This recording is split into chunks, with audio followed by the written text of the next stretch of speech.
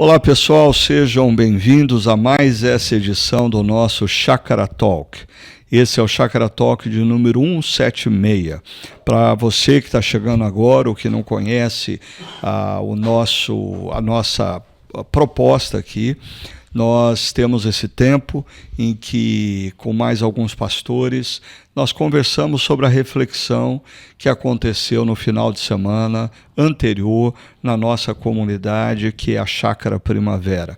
E o pessoal que pertence à nossa comunidade, seja presencialmente, seja de maneira remota, precisa lembrar que a todo momento você pode enviar sua pergunta para o chácara.org/talk, de conversar em inglês, T-A-L-K, ok? E hoje nós vamos continuar a nossa conversa sobre essa série que nós temos feito na nossa comunidade, Identidade. E eu tenho aqui comigo o pastor André, que voltou de férias, está super animado, cheio de energia. Seja bem-vindo, André. Isso aí, Ricardo. Satisfação, Hugo. Alegria estar com vocês aí. Ele só não está animado com o Grêmio, mas assim, com a vida, ele está animado. Vamos lá, né? Vamos lá. Com as filhas você está animado, né? Isso, bastante. Mas o Grêmio realmente, dias de glória e dias de lutas. Faz parte.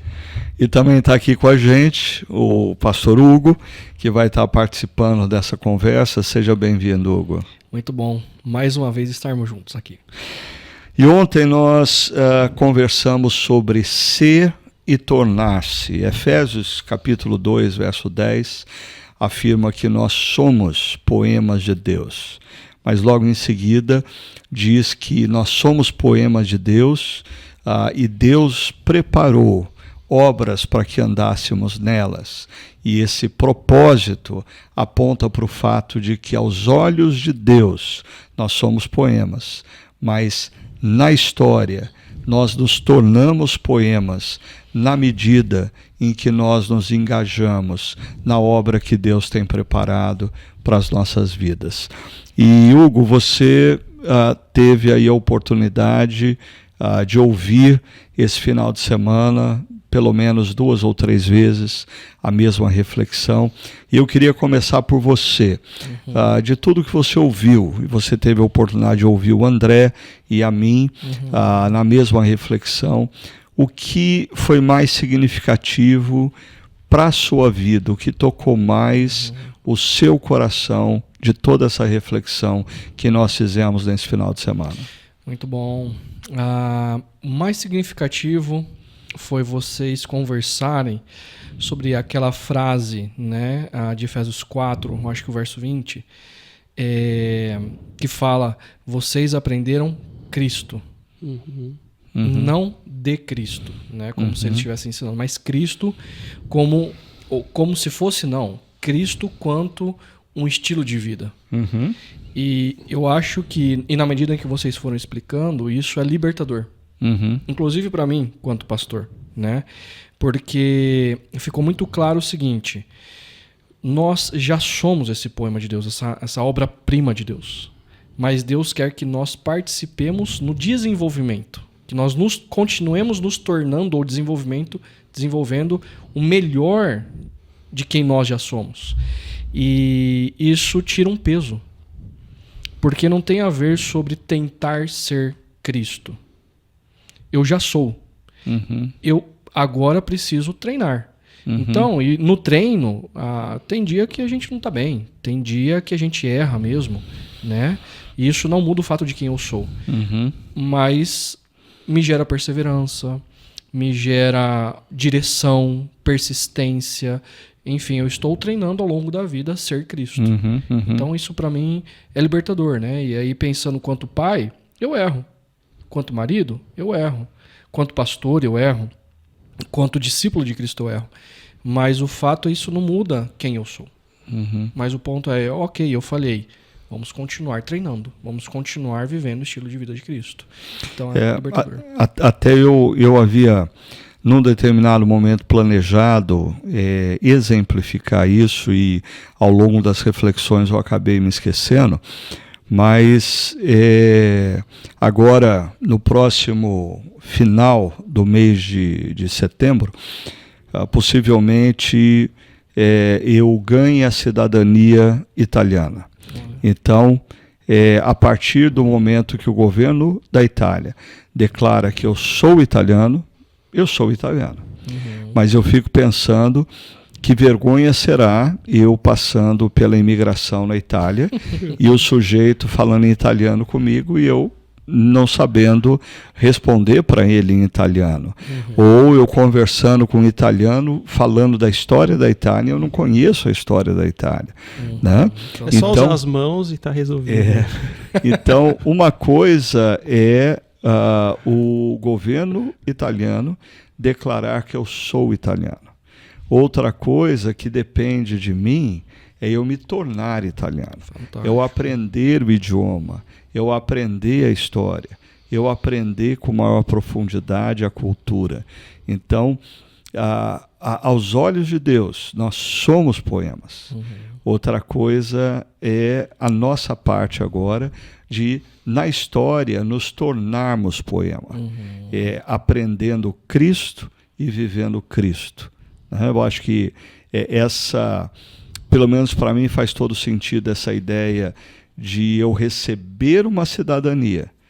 Mas isso não significa que as pessoas vão me ver como italiano, ao menos que eu, no dia a dia, eu pratique para ser tido e ser reconhecido como italiano. Eu acho que é um pouco dessa questão do ser poema e tornar-se poema na história. Eu gosto dessa linguagem do tornar-se, né?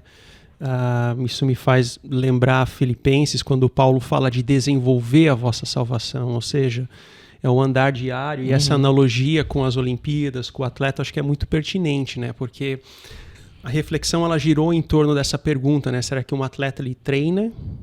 Quer dizer, ele tenta, né? Ele tenta ou ele treina? Porque o tentar é aquela coisa meio despretensiosa, né? Agora o treinar não, o treinar pressupõe fracasso, falhas, novo treino, vitórias, conquistas, e eu acho que é assim que é a vida de fé.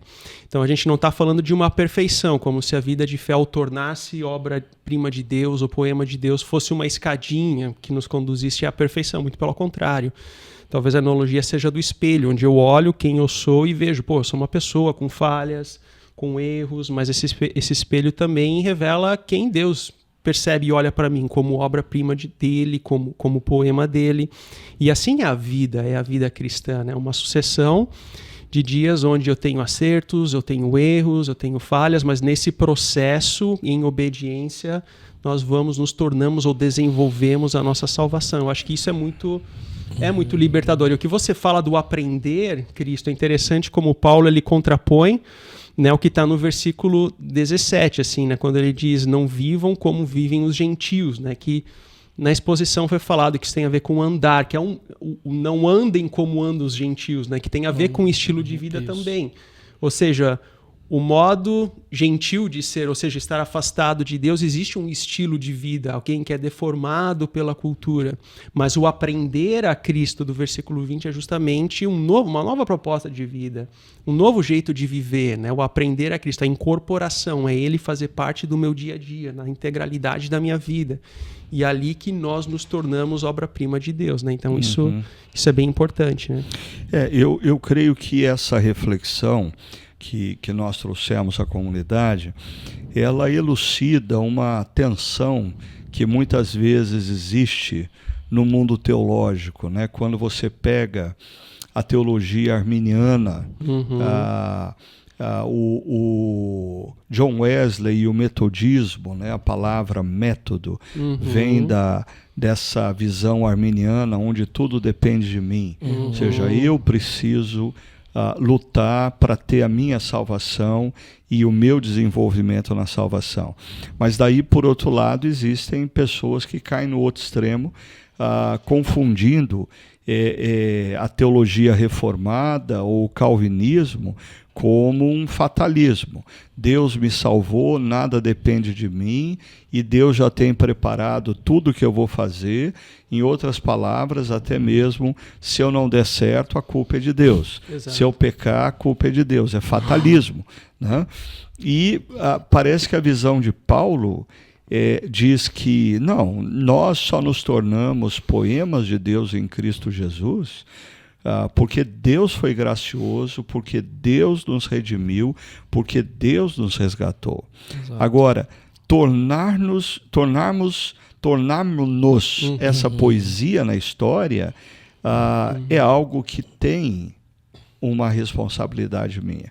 Eu não sei exatamente se existe uma matemática precisa para isso, para dizer 50, 50, 60, 40, 80, 20, mas nós temos uma responsabilidade que é o que nós fizemos até a conexão com a teoria de Anders Ericsson, né, da prática deliberada. Da prática deliberada de Cristo nas nossas vidas. Sim. Vocês concordam, veem como elucidador essa questão, o que depende de mim, o que depende de Deus, como que vocês viram isso? Não, eu até de vez em quando brinco com vocês, assim, né, na equipe pastoral, dizendo, não, isso Lutero já resolveu para mim há 500 anos atrás, né? Porque ele fala da distinção entre justiça passiva e a justiça ativa, né? Então a justiça passiva é a nossa salvação. Deus, pela graça, nos alcança e realmente é 100% salvação de Deus. Agora, em resposta a isso, e a vida, a gente tem que entender que a vida ela é sempre uma resposta. Em resposta ao que Cristo fez por nós na cruz, em resposta à salvação que nós recebemos pela graça, nós vivemos ativamente. Então, por isso é a justiça ativa, com base nisso. Em resposta a essa obra na minha vida, então eu sirvo ao próximo, eu busco viver a minha salvação no dia a dia, desenvolver a salvação, uma vida íntima com Ele. Então é uma vida em resposta àquilo que Ele fez por mim na cruz. Então, para mim, assim, isso para mim tá muito bem resolvido, né? Essa distinção. Agora, entrando nessa dinâmica, né, desse ponto de contato da teoria das 10.000 horas, né?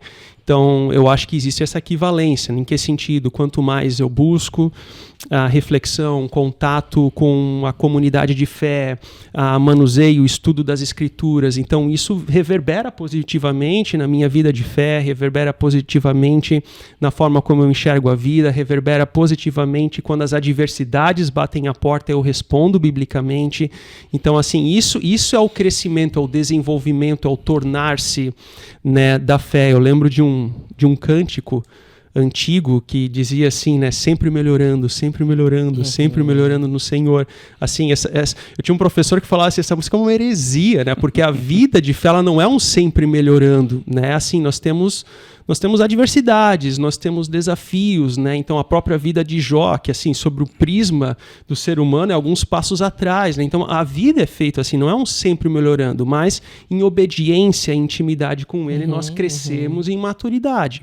Isso não é um melhoramento da minha natureza, mas é um crescer em maturidade com Ele. Então eu enxergo a vida com os óculos da cosmovisão cristã, então, e assim por diante, né? Então, para mim, eu penso que é um tema muito bem resolvido, né? Mas que algumas pessoas ainda percebem desafios nessa dinâmica de entender o que é responsabilidade de Deus, humana e assim por diante, né? E você, o que você acha? Eu concordo 100% da nossa coparticipação com Deus, do nosso desenvolvimento, né? E eu acredito que, assim, um orgulho santo que eu tenho da nossa comunidade, daquilo que a gente tem ensinado, é que na chácara nós desafiamos as pessoas a se engajarem na identidade delas, na vocação delas, na missão de Deus. Porque, assim, eu não sei outras pessoas de outras comunidades cristãs que nos ouvem, se elas têm a sensação de que, assim, poxa, o que eu faço com essa mensagem? Eu fui salvo e agora? Exato. Né? Eu não preciso fazer nada. E nós, constantemente ensinamos. Não, nós temos a nossa coparticipação na nossa identidade, na nossa vocação, na restauração de todas as coisas. E para mim a Bíblia é muito clara. Então, por exemplo, Deus fala para Noé, vou mandar o dilúvio e eu quero que você construa a arca. Deus não dá a arca para ele. É a cocriação, né? É a cocriação. Então, existe essa dimensão pessoal na qual Deus quer que nós participemos a desenvolvermos a nossa vocação com ele. À luz da sabedoria bíblica, né? Ele está formando Cristo em nós. E eu preciso responder positivamente. Você estava falando da cidadania italiana, eu fico imaginando assim, poxa, se eu ganhasse a cidadania italiana, a primeira coisa que eu ia querer fazer é ir para a Itália. Conhecer minha origem. Eu já ganhei a cidadania celestial. Eu tenho o meu passaporte do reino de Deus. Sim. O meu desejo deve ser, eu quero conhecer, Exato. eu quero experimentar esse reino. Né? Eu entendi o que Cristo fez na cruz por mim. Então, enfim, eu concordo plenamente, porque a gente consegue encarnar o propósito de vida. Interessante, o André fez menção da regra das 10.000 horas, né? E relembrando o pessoal que está nos acompanhando aqui, o psicólogo sueco Anders Ericsson, ele foi o idealizador dessa teoria quando ele faz uma pesquisa acompanhando o desenvolvimento de músicos, e ele percebe que aqueles que dedicam não apenas o tempo em horas, mas dedicam aquelas horas com consciência, com foco, com intensidade. Aí vem a ideia de que todos podem se tornar especialistas em algo, se dedicarem 10.000 horas com prática deliberada. Mas assim, talvez o grande problema quando a gente aplica isso para a caminhada cristã é que muitos daqueles que se afirmam cristãos, eles estão há anos na igreja, ouvindo a palavra, alguns talvez lendo a palavra diariamente, mas de maneira displicente. Ou seja, não é um processo que envolve foco e intensidade, né? Então, eu acho que essa questão ela traz para a gente um alerta, o perigo da gente estar vivendo numa comunidade cristã, quer seja nossa, quer seja outra, mas sem foco, sem intensidade na caminhada. Aí não é uma questão de tempo de igreja. O tempo de igreja não altera a nossa vida, não nos torna mais parecidos com Jesus, mas eu acho que a gente precisa resgatar esse caminho da prática deliberada do discipulado. O que seria uma prática deliberada do discipulado? Ser um discípulo que diariamente pratica Jesus. Como que vocês nos explicariam isso? Aqui a gente pode abordar sobre as disciplinas espirituais, né? Então, assim, a aplicabilidade disso, ela envolve justamente esse contato, esse manuseio com disciplinas espirituais, mas dando um passo atrás em relação a isso, né? Então, de fato, como você mencionou, uma pessoa ela pode passar a vida inteira dentro da igreja, muito mais do que 10.000 horas, e mesmo assim ela não tem uma vida que agrade aos olhos de Deus, né? Porque ela ouve, até entra numa outra série que nós tivemos de ouvir e não escutar, alguma coisa nesse sentido, né? De não trazer para a vida, de não trazer para o coração. Mas por quê? O que acontece? Então ela está dentro de um contexto de uma comunidade, mas fora de segunda a sexta ou segunda a sábado, ela é deformada pelas liturgias culturais, ela é deformada por aquilo que os amigos falam na academia, no happy hour, pela opinião das amigas, ou assim por diante, não pela cosmovisão cristã, aquilo que a palavra de Deus diz acerca desse ou daquele tema, né? Então, assim, esse é um ponto onde nós estamos inseridos ou deformados dentro de uma cultura e que não gera essa prática deliberada da palavra. Então, como alternativa a isso, eu aponto para as disciplinas espirituais como exemplo, né, onde que nós praticamos o discipulado diariamente, como uma forma de você desenvolver a salvação, nos tornando poemas de Deus, e as disciplinas é o princípio prático em relação a isso. É o tempo com a palavra, é a oração, é a solitude, a vida em comunidade, grupos pequenos que a gente foca bastante na nossa igreja e assim por diante, né? Então, eu acho que penso que é por aí como ponto de partida, né?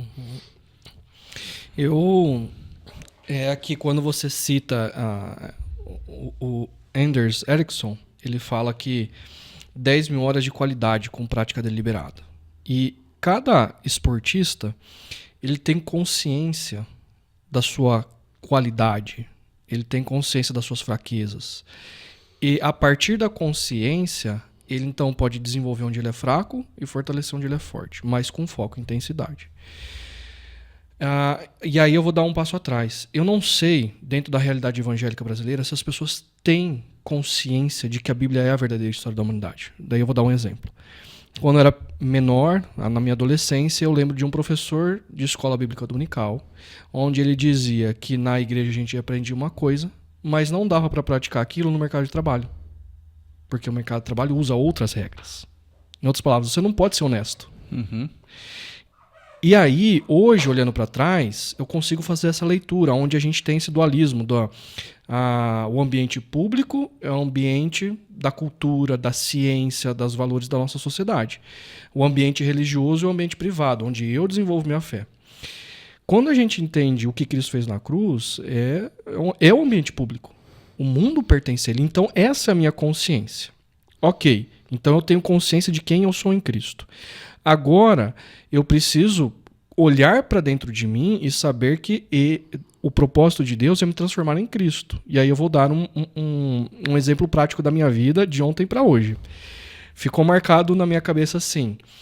No final você cita lá, quando Paulo faz o contraponto, ele fala das partes, o que os gentios fazem, portanto o que nós devemos fazer. Fale e viva a verdade, controle sua indignação, trabalhe e seja generoso, use palavras para construir, exercite a bondade e o perdão. Aí você falou assim, eu tenho uma dificuldade no meu casamento, ao invés de revidar, eu vou praticar Cristo. Aí, então conta pra gente o que aconteceu quando você chegou em casa até a noite. Pois é, eu tô dando exemplo. Foi no trânsito hoje cedo. Eu tava vindo pra cá. Quis xingar alguém, então. Não, eu fechei o cara. E aí, depois que eu fechei o cara. E ele praticou Cristo. Ou seja, então você viu o cara praticando Cristo. Tinha um carro sendo rebocado, eu não vi. E o cara tava querendo entrar na minha frente. E eu falei assim: eu não vou deixar porque ele não deu seta. Tá sendo sem educação. Eu fui querer provar que eu era melhor que ele. Porque ele deveria ser educado. E aí eu fechei ele. Aí ele tentou entrar na frente do outro carro da frente, ele não conseguiu também, porque o da frente fechou ele. Aí eu falei assim, putz, tem um carro sendo rebocado. E aí eu peguei e deixei ele entrar. Logo de cara veio assim, eu preciso praticar Cristo. Eu preciso ter consciência de qual é a minha identidade. E essa é uma realidade, a gente vive na história da humanidade, onde a minha identidade é Cristo. E eu preciso entender os meus defeitos, os meus pecados e praticar Cristo. Eu falhei, mas eu posso, portanto, agora trabalhar com essa minha vaidade, trabalhar talvez com a minha raiva, né? Ou o meu orgulho de que eu sou mais educado que o outro que não deu a seta. Né? Então, assim, ficou muito. Eu acho que praticar de maneira deliberada é ter consciência de quem nós somos, das motivações que estão dentro de nós. E praticarmos, ora, as disciplinas espirituais, ora, arrependimento, mas tendo consciência de quem nós somos em Cristo. E aqui eu queria até lançar uma questão que era complexa demais para colocar durante a reflexão, mas tentar elaborar da seguinte maneira. Quando nós falamos de identidade, cada um de nós tem uma identidade única. Nós somos poemas, mas nós somos poemas únicos. Quando nós pegamos a nossa personalidade, as nossas potencialidades, a nossa história, as nossas marcas positivas, negativas, isso faz de cada um de nós, uma poesia única. Exato. Nós temos uma identidade única. E Jesus tinha uma identidade. Jesus não era um ser etéreo. O Jesus histórico, ele entrou na história, ele se tornou um homem, logo ele tinha personalidade, ele tinha experiências do passado, ele tinha experiências familiares, ele tinha habilidades, ele não tinha outras habilidades. Às vezes as pessoas se esquecem que Jesus ele foi homem, ele tinha uma identidade. Agora, quando nós falamos em praticar Cristo, para mim, a grande mudança de chave na minha cabeça é que eu cresci sob a influência daquele livro, Em Meus Passos, o que faria Jesus. Né? E até o momento que eu percebi que esse livro me massacrava, porque eu não vou conseguir ser o que Jesus era na identidade dele, porque ele tinha uma personalidade própria. Mas eu acho que a pergunta que a gente tem que fazer, aí que entra a complexidade. Se o Filho de Deus tivesse se encarnado numa personalidade como a minha, como ele seria? Como ele seria? Fantástico. Então, praticar Jesus não é viver uma outra personalidade. Praticar Jesus é pensar como alguém com a minha identidade, com a minha personalidade, com o meu histórico de vida, com a minha herança, como que Cristo se manifesta em alguém como eu. Exato. É um pouquinho diferente, né, do que dizer quando a gente fala... Porque a maioria das pessoas que a gente fala, você tem que imitar Cristo, imagina, eu preciso ser uma outra pessoa. Eu preciso tentar. Aí é o ponto. Quantas vezes eu já ouvi assim, mas Jesus foi Jesus, né? Eu sou pecador. Do tipo assim, se eu for tentar ser como Cristo, eu vou perder e eu já sei que eu vou perder. Então eu não vou nem tentar. Né? Porque eu não vou dar conta. E nós temos consciência que nós não damos conta. Eu não lembro assim bem a história desse livro, assim, Meus Passos, o que faria Jesus, mas assim, eu cheguei a ler o livro, mas eu não tenho assim os detalhes, mas eu lembro que, sei lá, era alguém que, por exemplo, vou conjecturar, cantava no bar, por exemplo, você abre mão de cantar no bar, assim, sabe? Só que a ideia que o livro traz era muito mais assim, você tem que se apartar do mundo. Isso é o praticar Jesus. Assim, você vive numa bolha espiritual, né? E é justamente a respeito disso que a gente aborda. Não, assim, a cosmovisão cristã significa que o tornar-se poema de Deus significa ter uma influência no mundo, ser sal e luz, né, no mundo, que é justamente o oposto. Você avança na história, no mundo, mas fazendo a diferença, ao invés de criar essa postura de reclusão, né, que o livro apresenta. Nunca tinha parado para pensar nessa dinâmica, né, de um Jesus que, na minha personalidade, no jeito que eu sou, na família que eu tenho, com as adversidades que eu tenho, com as dores que eu tenho, com os conflitos que eu recebi, que eu herdei, com as alegrias que eu tenho também. Como é que Jesus reagiria a uma adversidade que eu estou vivendo? Como é que Jesus sonharia ou faria planos para a minha vida, como eu faço, como nós fazemos, e assim por diante. Porque, por exemplo, se eu simplesmente pensar que imitar Jesus é eu imitar uma outra personalidade, Jesus era um rabi, ele não era um empresário. Jesus viveu no século I, ele não viveu no século XXI. Jesus, ele não tinha redes sociais, nem internet, Jesus não era casado, Jesus não tinha filhos. Como que então eu, por exemplo, um empresário no século XXI, casado, com filhos, com rede social, vou imitar alguém que não tinha nada disso?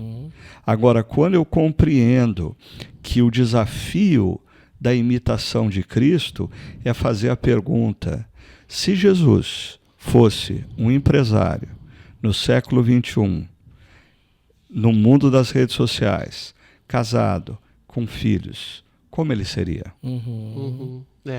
Tá certo. E é interessante, né, essa dimensão de que nesse processo da criação de Deus de cada um de nós, ele nos criou com personalidades diferentes, características diferentes, né? E pelo menos na teologia, a gente usa muito aquela linguagem de que não há nada de bom em nós, né? Então, teologicamente, nós não conseguimos, pela nossa natureza, agradar a Deus. Então, nesse sentido, não há nada de bom em nós. Mas não. Deus nos criou com personalidades, com uma identidade dada, né, ou construída de características que nós cremos pela fé que foi obra e criação de Deus, né? Então, assim, o que existe são pessoas que elas não entendem isso pela fé, é um fruto do acaso, uma construção que houve, mas Deus, todos nós somos obra-prima de Deus, construído com qualidades, com força de caráter, etc., justamente porque, caso contrário, a vida na criação seria um caos, né? Imagina se todo mundo fosse mal, fosse ruim, né?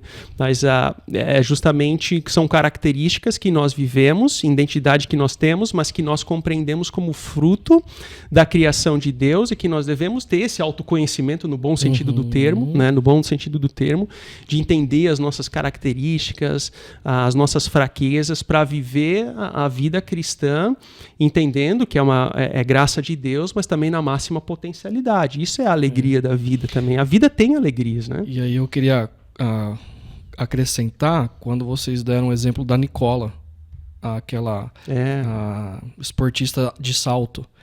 A alegria dela, ela estava sendo um poema de Deus para o mundo, sabendo das limitações dela, sabendo das qualidades dela, porque Deus a criou para saltar.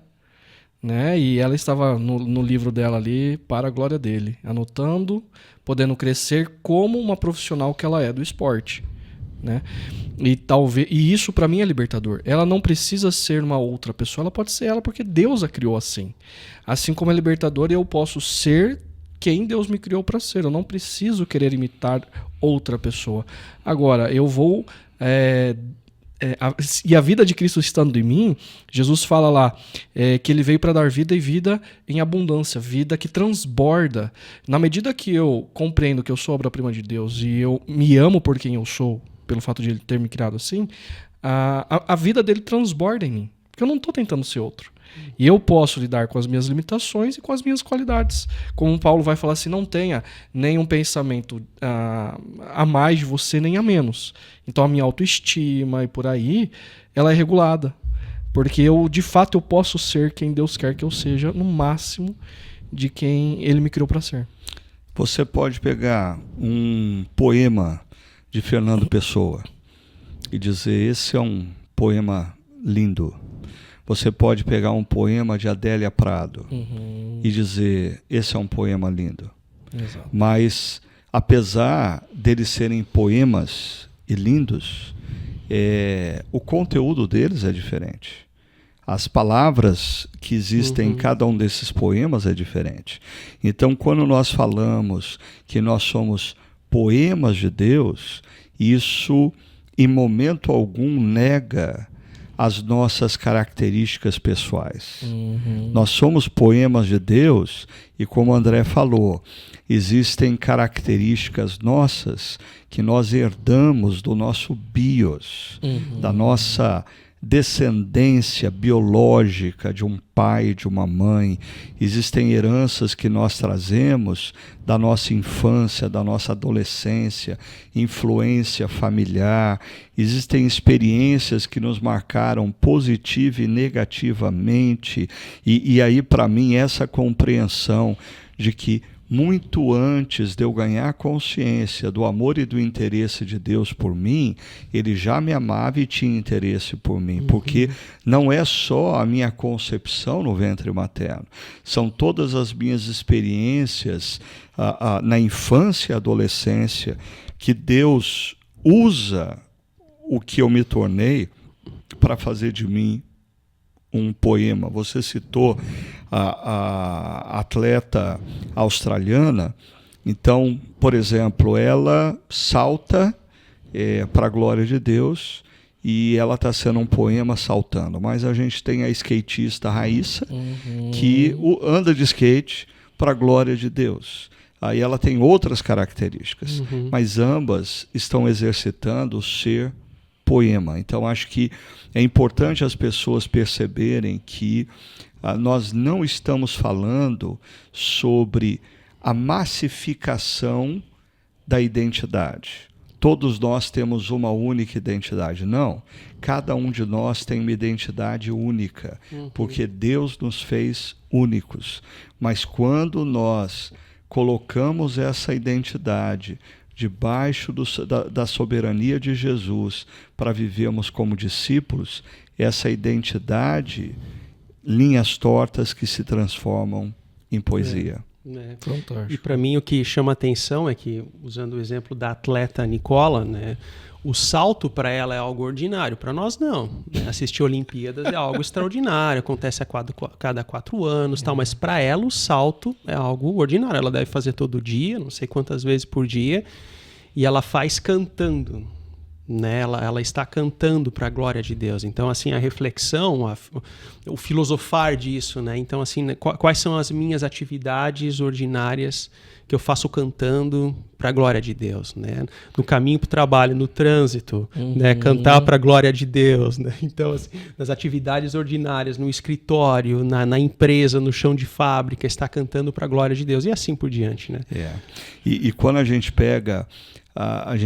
eu estava falando um pouquinho sobre essa nossa compreensão de que nós falamos muito sobre nós fomos concebidos porque Deus quis, né? E no ventre materno Deus já tinha um plano para as nossas vidas.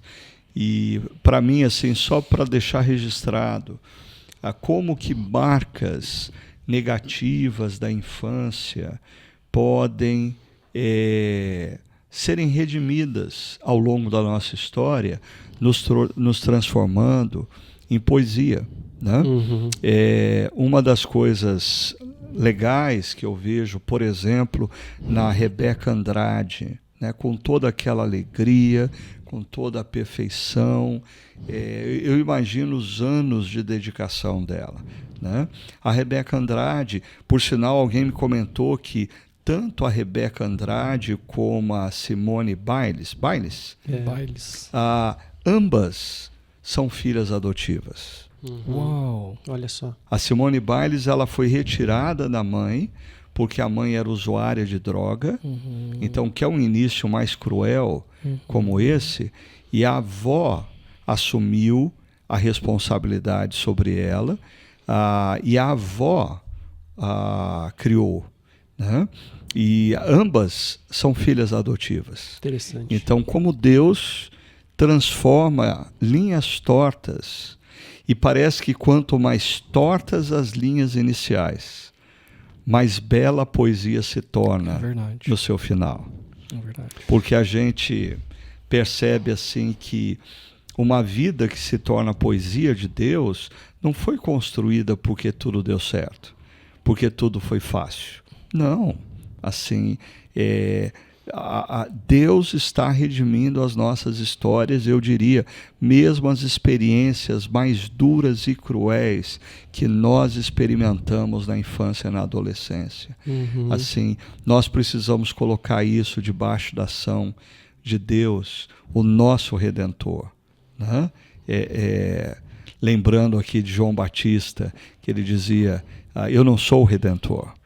Quem pode redimir as nossas histórias é outro, é o próprio Cristo. Sim. E a gente precisa compreender isso, né? É interessante porque na história dela, especificamente da Rebeca, há um vídeo que viralizou onde que ela, enquanto criança, ela teve contato aí com a Daiane dos Santos, que era outra, né, ginasta. Então, assim, ela como criança, praticando a ginástica, vendo alguém como referência, aquilo para ela criou um alvo de vida, um objetivo de vida. Eu quero ser assim também um dia. Né? Então, diante de todas essas adversidades que você relatou e mencionou dela, ela foi alguém que teve uma oportunidade, né? Deram essa oportunidade para ela, de ela também olhar a vida sobre um outro prisma. Então, assim, eu acho que parte muito também diante das dificuldades, das adversidades, também entender e criar sonhos, sonhar, assim, é bom sonhar. Então eu imagino que a Rebeca, antes dela ser uma campeã olímpica, ela foi alguém que sonhou. Então, assim, com uma vida de construção, uma vida de planos, uma vida onde que criamos oportunidades para os outros, alguém, imagino, com seus desafios sociais, etc. Então, acho que o tornar-se, dentro de uma linguagem de atleta, tem muito a ver, né? É legal essa dimensão da superação, da crise, da superação dos desafios, dos obstáculos. Então é bonito quando você olha para trás e percebe toda essa jornada, toda essa história, né? Na analogia com a vida de fé é muito semelhante. Nós também somos assim. Nós também temos os nossos desafios, as nossas dificuldades, mas é muito bom quando a gente consegue olhar para trás as nossas histórias e perceber Deus conectando os pontos. Eu tive esse desafio, mas me fortaleceu nesse momento de vida. Eu tive aquela crise, aquela dificuldade, mas isso foi importante para mim nessa dimensão. Há situações que a gente não consegue perceber e tudo bem. Deus está no controle de todas as coisas, né? Mas enfim, é algo interessante da vida dela, isso aí, né? Uhum. E interessante, se ela teve a Daiane dos Santos como inspiração, mais interessante ainda é perceber que a Daiane dos Santos nunca conquistou uma medalha olímpica. Exato, interessante. Ou seja, mas ela foi a inspiração de alguém que conquistou uma medalha olímpica. A Daiane dos Santos era alguém, eu lembro dela, assim, era alguém que trazia muita alegria. Parece que assim, introduziu, não tem esse conhecimento para dizer, não, foi ela que socializou no Brasil hoje, não tem esse conhecimento, mas assim, eu lembro de momentos ela com muita alegria, dançando samba, então isso vislumbrou muito, assim, então imagino que a Rebeca olhando para aquilo, assim, ela viu aquilo e percebeu, eu quero isso para mim também, então, né? Então isso é legal. E talvez a gente precisa aqui lançar luz a algo para não gerar equívocos, né? Porque ontem nós demos exemplos de medalhistas olímpicos que são expressão da obra-prima de Deus, né? E a gente está conversando aqui como se tornar poesia, falando de atletas olímpicos que ganharam medalha de ouro. Mas por detrás dessa medalha de ouro, existem inúmeras pessoas que foram poesia de Deus na vida delas. Eu sempre me lembro quando, do lançamento do livro do David Ferguson, Fazedor de Heróis, Hero Makers, que eu ouvi um sujeito falando, nós vivemos num mundo onde todos querem ser Batman, mas nós nos esquecemos que quem criou o Batman foi o Alfred. Se não houvesse Alfred, não existiria Batman.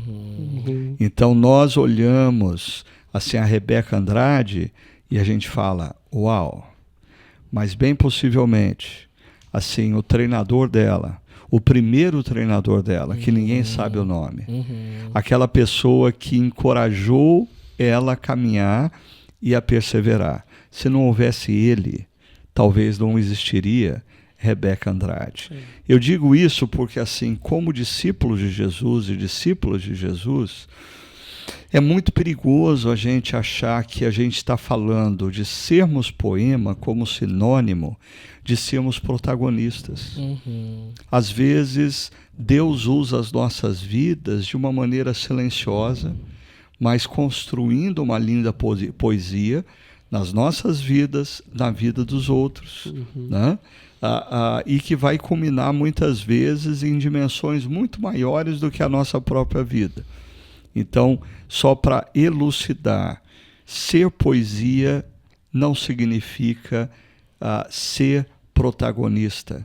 Assim, o protagonismo é Deus quem vai decidir o nível do nosso protagonismo. O que nós devemos fazer é, na nossa vida, viver e praticar Cristo em todas as dimensões. Eu acho que quando a gente coloca essas pessoas que hoje elas estão em evidências, elas são exemplos que estão em evidência, né? Mas eu me recordo, mas são só exemplos. E eu estava conversando com um líder de uma empresa que frequenta a nossa comunidade, ele trabalha na área de RH. E conversando com ele, eu falei assim, cara, Deus fez você para resolver problemas, né? E ele sorriu falando assim, eu gosto de resolver problemas. Então, para quem está ouvindo a gente aqui, talvez a gente não vai ter toda a evidência ou as pessoas vão nos admirar, mas está tudo bem, porque a nossa identidade em Cristo, sendo quem nós somos com a nossa personalidade, nós somos poemas e às vezes alguns de nós somos dotados de resolver problemas. E ninguém gosta de resolver problema, né? Mas tem gente que Deus criou para resolver problema. E somos, por exemplo, ele no RH, na área do RH, abençoando a vida de outras pessoas, de outras famílias.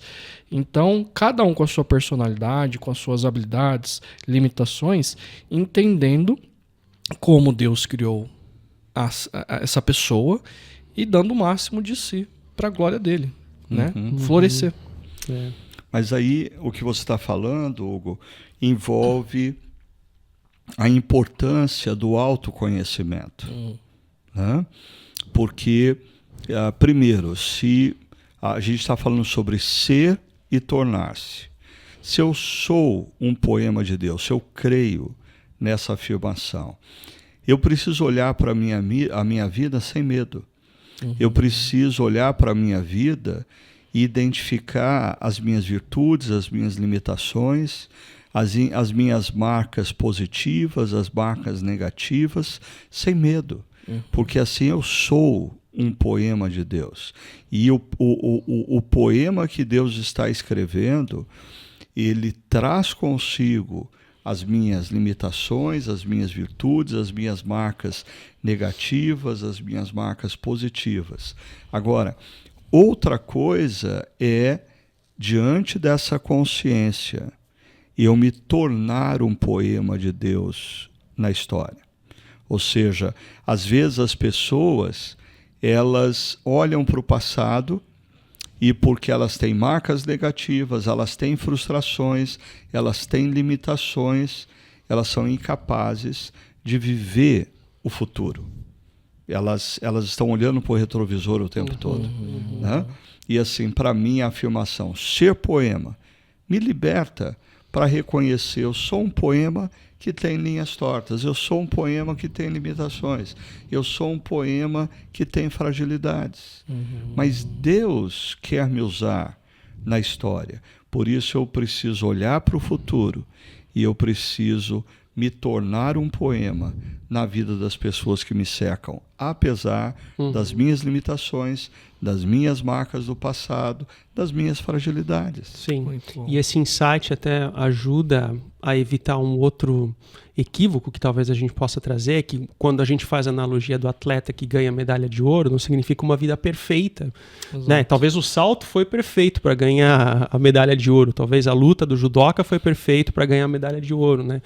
Mas não significa buscar a perfeição, mas significa crescer em amor e obediência apesar das minhas falhas. Então, assim, ter uma vida vitoriosa. Acho que existe um lugar para a gente falar assim da vida vitoriosa. Assim, claro que o pentecostalismo, o neopentecostalismo abusou desse termo, né? Onde tudo é vitória, tudo é crescimento, tudo é prosperidade, né? Eu não quero entrar nessa dimensão, mas existe uma dimensão da vida com vitórias no sentido de que apesar de quem eu sou, apesar das minhas marcas, apesar das minhas adversidades, eu posso crescer também em intimidade, na graça, no amor de Deus e me tornar poema de Deus dia após dia. Então existe uma dimensão bonita, né, disso tudo, né? Eu acho que o que, assim, o ponto da nossa analogia com atletas está relacionado à questão da prática deliberada. De nós, na caminhada cristã, nós deixarmos de ter uma prática relapsa, né? Ouvirmos uma mensagem sem a consciência de que é Cristo nos ensinando. Vivermos uma situação em que alguém está querendo entrar na nossa frente no trânsito e não perceber que isso é a oportunidade de a gente praticar Cristo. Né? Ou seja, a prática deliberada é a que faz com que o marido que encontrou a Jesus, mas ele era grosseiro com a sua esposa, desatento às suas necessidades, possa se tornar um homem amável e sensível. Uma esposa que estava desatenta às necessidades do lar, dos seus filhos, do seu marido, se torne uma pessoa que realmente possa ser provedora física, emocionalmente, espiritualmente, do seu marido, dos seus filhos. Ou seja, essa prática deliberada que vai fazer do que nós somos conceitualmente poemas de Deus em algo existencial. Poemas de Deus. Isso é belo demais, né? Eu acho que é libertador, na verdade, né? Entender dessa dimensão, porque aquilo que o Hugo falou no início, né, de que não, a espiritualidade é algo privado, assim, né? Eu acho que muitos de nós, né, quem acompanha, também vivenciou isso, né? Essa dimensão, não, o que eu creio é algo comigo, lá fora, a vida pública tem uma outra dimensão. E quando você entende esse processo do ser e tornar-se poema de Deus, isso para mim é muito libertador, assim, isso é sensacional, né? E como a gente falou da importância das disciplinas espirituais nesse processo.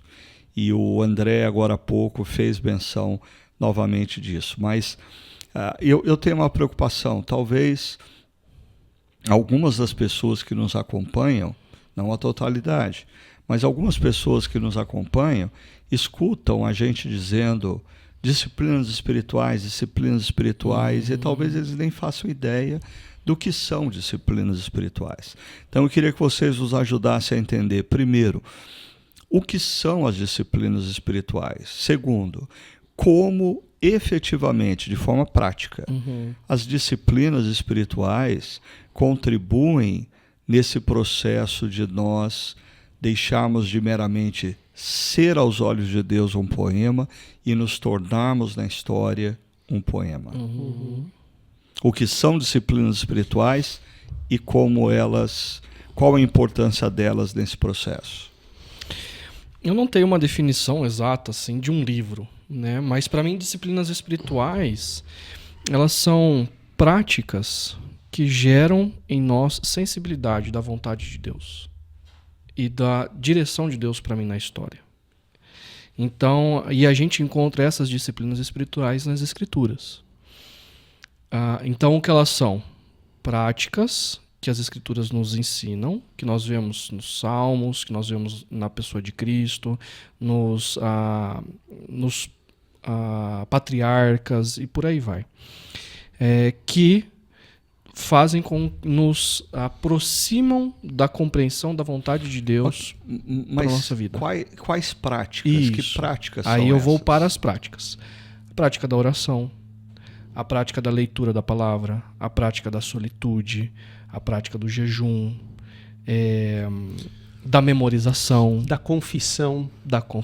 Confissão é algo muito importante. Até porque, assim, né, a nossa tradição da reforma, ela meio que desvalorizou, parece, ao longo da história, essa prática da confissão. Mas, poxa, ter alguém da qual eu posso chegar e falar a minha vida, eu tenho feito isso, aquilo, vamos orar junto a respeito, né? Conversas cruciais. Então, assim, a confissão é algo que, pelo menos na teologia da reforma, era uma disciplina espiritual muito importante, né? Muito importante. Mas, desculpa te interromper. Não, mas é isso.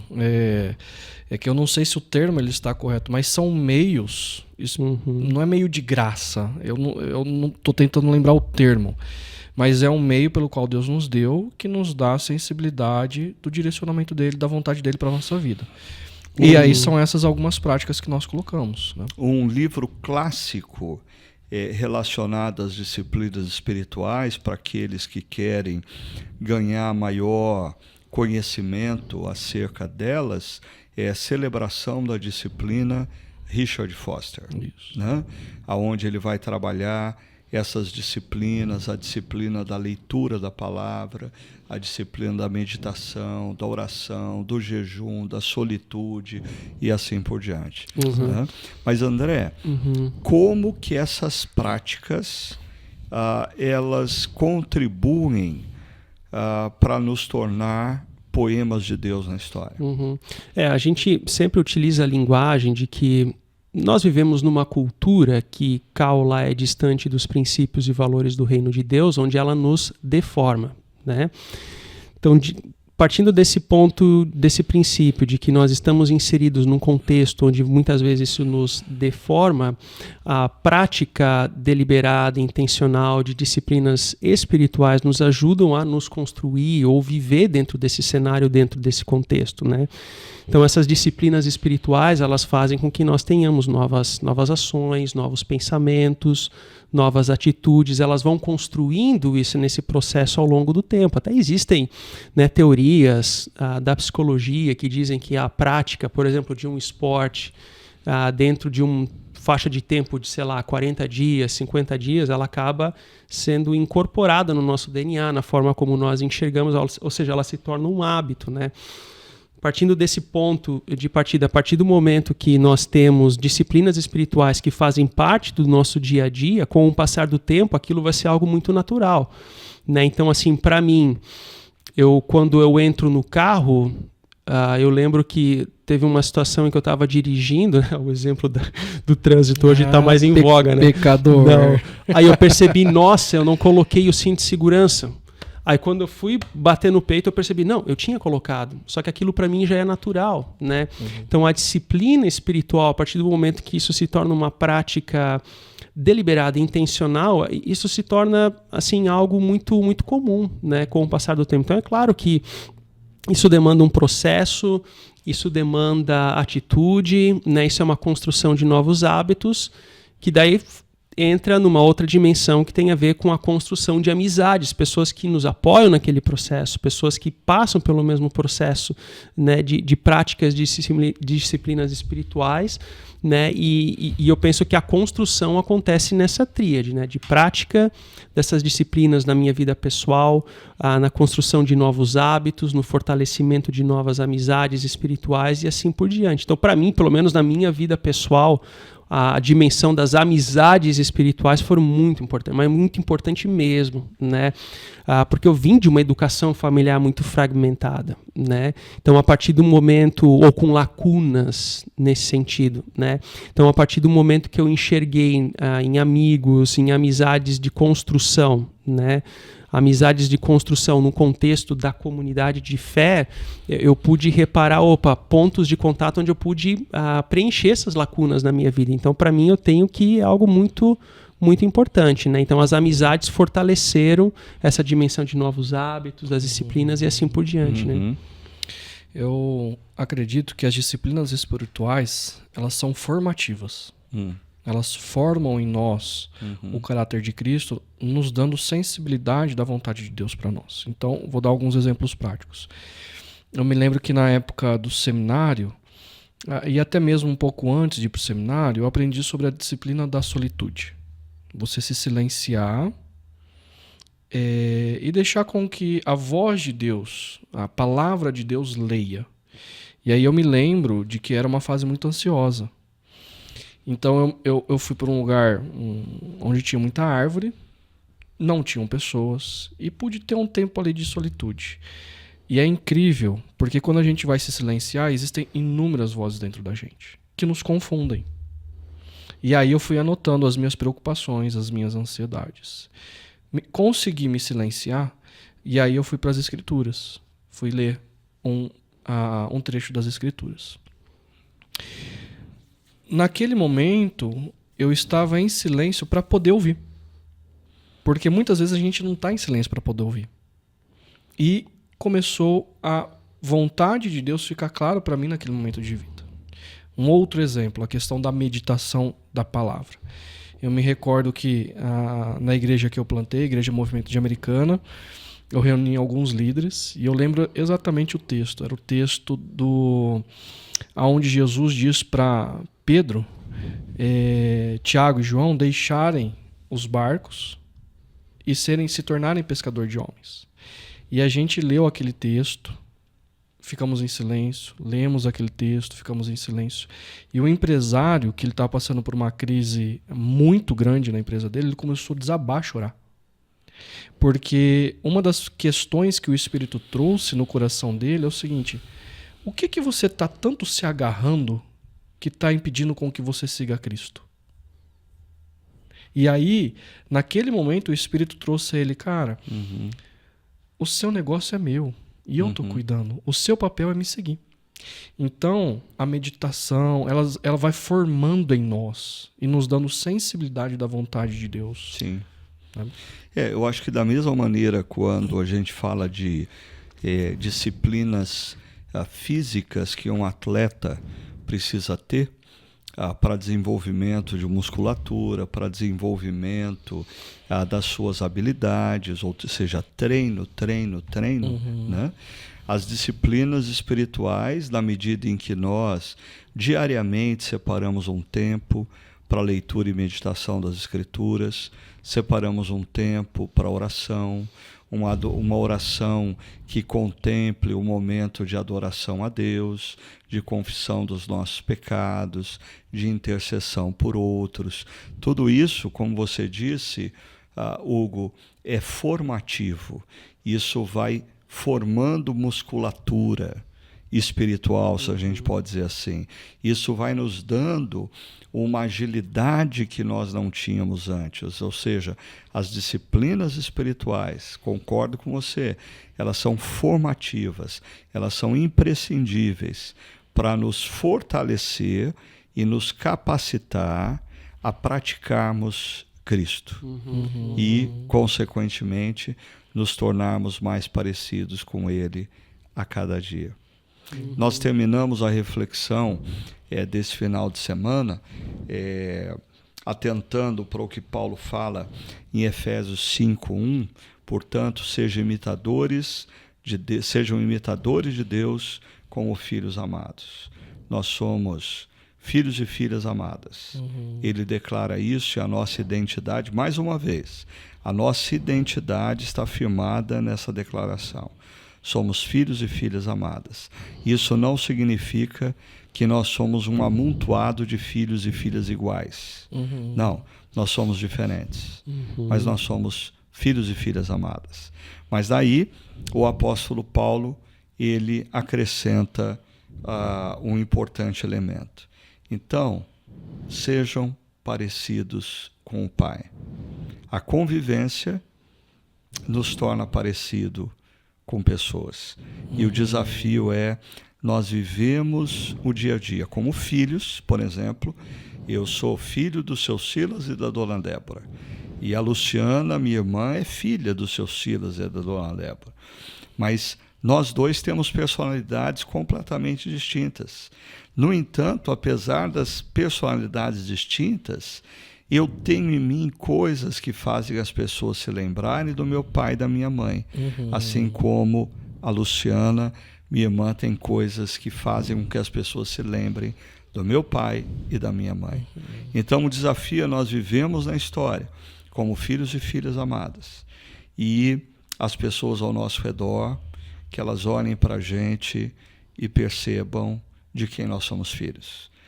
Percebam traços do Pai Eterno nas nossas atitudes, na nossa voz, nas nossas ações.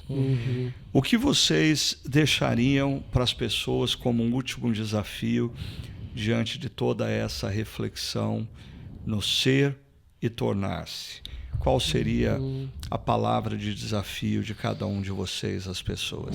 Eu gosto da citação de Efésios 4:25, um pouquinho antes da que você menciona, que nós somos criados para ser semelhante a Deus, né? Isso é muito sério, isso é muito sério, né? Ter uma vida onde que tem esses traços de Cristo na minha vida. Eu acho que até o Philip Yancey menciona um dos livros que um veterinário, quando ele olha para o cachorro, ele consegue perceber traços do dono, né, a partir do comportamento do cachorro. Assim como imagino que um pediatra olhando para uma criança vai perceber os traços de do pai ou da mãe naquela criação. Então, assim, olhando para a nossa vida, quais são os traços em que nós precisamos despir-se, né, e o que nós precisamos nos revestir, né, para que a gente seja e tenha esses traços, essa semelhança de Deus, né? Então, acho que isso é muito sério. Isso não é uma linguagem meramente igrejeira, não. Isso é algo para a vida. É muito sério a gente levar isso, né, para nós, né?